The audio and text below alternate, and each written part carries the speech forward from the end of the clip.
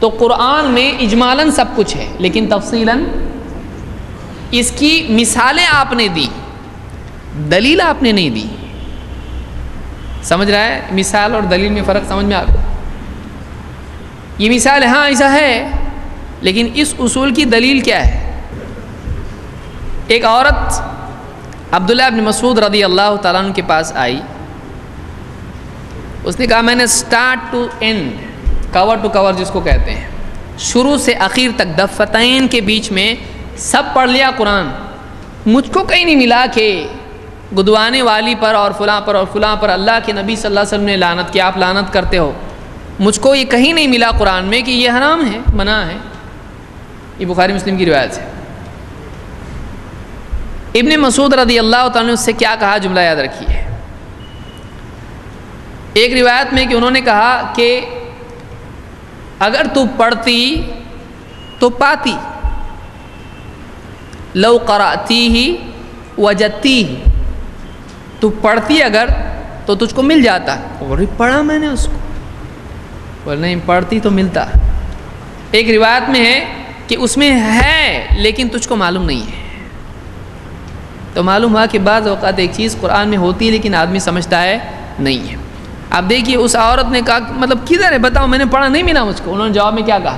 یہ آیت پڑھی، وَمَا آتَاكُمُ الرَّسُولُ فَخُذُوهُ وَمَا نَهَاكُمْ عَنْهُ فَانْتَهُوا. قرآن میں ہے جو کچھ رسول تم کو دیں لے لو، جس سے منع کریں اس سے رک جاؤ. نبی نے منع کیا اس سے.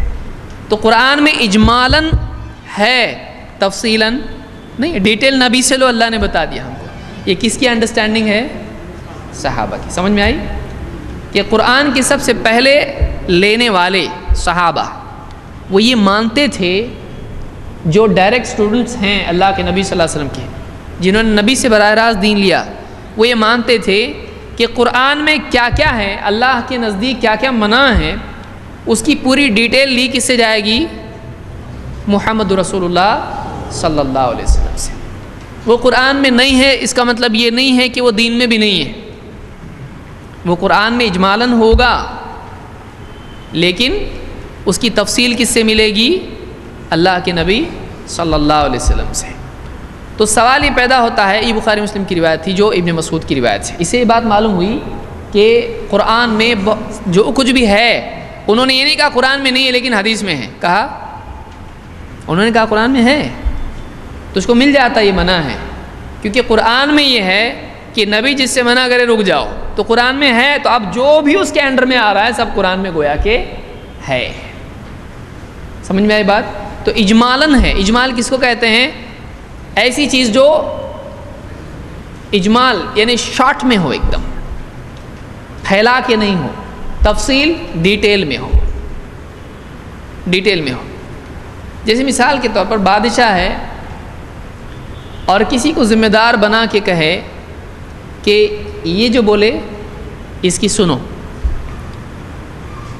اب اس کو یاد رکھو آپ. اب وہ جو بنایا ہوا گورنر یا حاکم یا جو بھی رہبر ہے وہ اپنے ماتحتوں سے کہے کہ چلو مسجد صاف کرو. بولے ہم نہیں مانیں گے. بولے بادشاہ نے بولا، اس نے بولا، اس نے جو بولا وہ مانو. یہ تھوڑی بولا مسجد صاف کرو. بادشاہ نے بولا مسجد صاف کرنے نہیں، اس نے تو بولا اس نے جو بولا وہ مانو. لیکن وہ بولے کہ اس نے یہی تو کہا ہے. اب میں جو بھی بولوں اگر بادشاہ نے وہ نہ بھی کہا ہو، ضروری ہے بادشاہ وہ سب کچھ کہے مسجد صاف کرو، وضو خانہ دھو، اس کو پانی رکھو، اس میں استنجا کا پورا انتظام کرو، پبلک کے لیے کھانے کا انتظام کرو. کیا بادشاہ کے لیے بولنا ضروری ہے؟ نہیں. ایک ہی جملہ بادشاہ کا کیا ہے کافی؟ جو کچھ یہ کہے اس کی بات مانو. اللہ تعالیٰ نے جب کہہ دیا وما جو کچھ آتاکم الرسول فخذوہ، جو کچھ یہ رسول تم کو دیں لے لو، اور جس سے منع کریں اس سے رک جاؤ. اب اللہ تعالیٰ نے رب العالمین نے محمد رسول اللہ صلی اللہ علیہ وسلم کے حوالے امت کو، انسانیت کو کر دیا. اب ان سے تم کو لینا پڑے گا.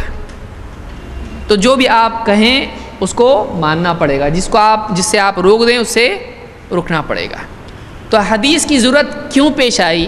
سوال یہ ہے کہ بہت ساری باتیں ایسی ہیں جو تفصیلی طور پر قرآن میں نہیں ہیں، حلال و حرام اور اللہ کے احکام و نواہی، یہ کرو یہ مت کرو، یہ حلال ہے یہ حرام ہے، یہ قرآن میں ان ڈیپتھ ڈیٹیل میں نہیں ہے۔ کہاں سے لینے کے لیے کہا اللہ نے؟ جو کچھ یہ رسول تم کو دیں اسے لے لو۔ تو معلوم ہوا کہ رسول صلی اللہ علیہ وسلم سے ہم کو جو کچھ دیا ہے آپ نے وہ لینا پڑے گا۔ یہاں اللہ نے ایسا یہاں پہ دو باتیں یاد رکھی ہیں۔ پہلی بات تو یہ کہ بہت سارے لوگ کہتے ہیں یہ جو آیت نازل ہوئی ہے یہ فے کے مال کے تقسیم کرنے کے سلسلے میں نازل ہوئی ہے۔ منکرین حدیث بہت سارے لوگ ان کو اہل قرآن بولتے ہیں۔ کیا لائق ہیں وہ اس نام کے لائق ہیں وہ لوگ؟ کیا ان کو اہل قرآن کہا جا سکتا ہے؟ اہل قرآن تو وہ جو قرآن والا ہو، جو قرآن کے الٹا جا رہا ہے، قرآن بول رہا نبی کی مانو وہ نہیں مان رہا، کیا وہ اہل قرآن ہے؟ نہیں ہو۔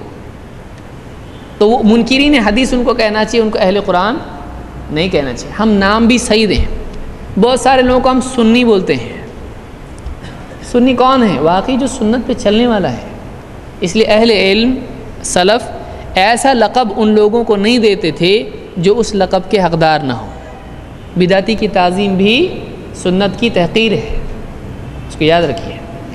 تو ہم کو ایسا لقب کسی کو نہیں دینا چاہیے جس میں اس کی تعظیم ہو، خصوصاً جب کہ وہ بدعت اور خرافات اور باطل فرقوں کا آدمی ہو۔ تو یہ منکرین حدیث ہے۔ وہ کیا کہتے ہیں؟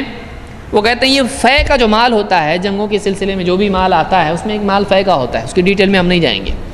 وہ مال بانٹنے کے بارے میں آیت ہے کہ جو مال تم کو رسول دیں وہ لے لو، جو نہیں دیں ٹھیک ہے، اس کے بارے میں شکایت مت کرو، اس سے رک جاؤ، لینے سے رک جاؤ، اپنے طور پر اس میں ہاتھ ڈال کے لو مت۔ تو یہ کس بارے میں آیت نازل ہوئی؟ فے کے۔ اس لیے آپ اس کو ساری حدیثوں کے بارے میں نہیں لے سکتے۔ کون بول رہا ہے یہ؟ اہل قرآن بول رہے ہیں نا؟ ہاں بول رہے بہت سارے لوگ، وہ ایبسنٹ تھے تھوڑی 2 منٹ پہلے۔ یہ منکرین حدیث کہتے ہیں۔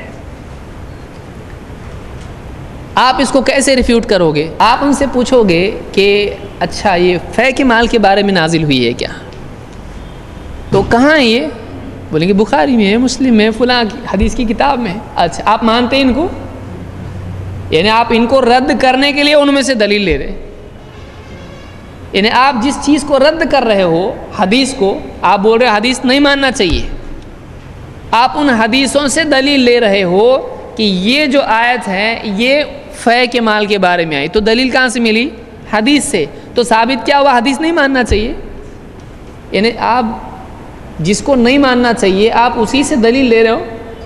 آپ کیا کریں؟ مثال کے طور پر ان کی بات نہیں ماننا چاہیے، ان کی بات بھروسے کے لائق نہیں کیونکہ یہ گناہ گار ہیں، ان کی بات نہیں ماننا چاہیے کے لیے ان کو ہی بلا رہے آپ اور پوچھے ماننا چاہیے؟ بولے نہیں۔ تو آپ انہی کی بات کو، یعنی آپ جس کو رد کر رہے ہو آپ اسی کو دلیل لے رہے ہو، یعنی آپ کے نزدیک وہ معتبر نہیں ہے اور آپ اپنے سپورٹ میں اس کو گواہ بنا رہے ہو۔ کتنے چالاک ہیں!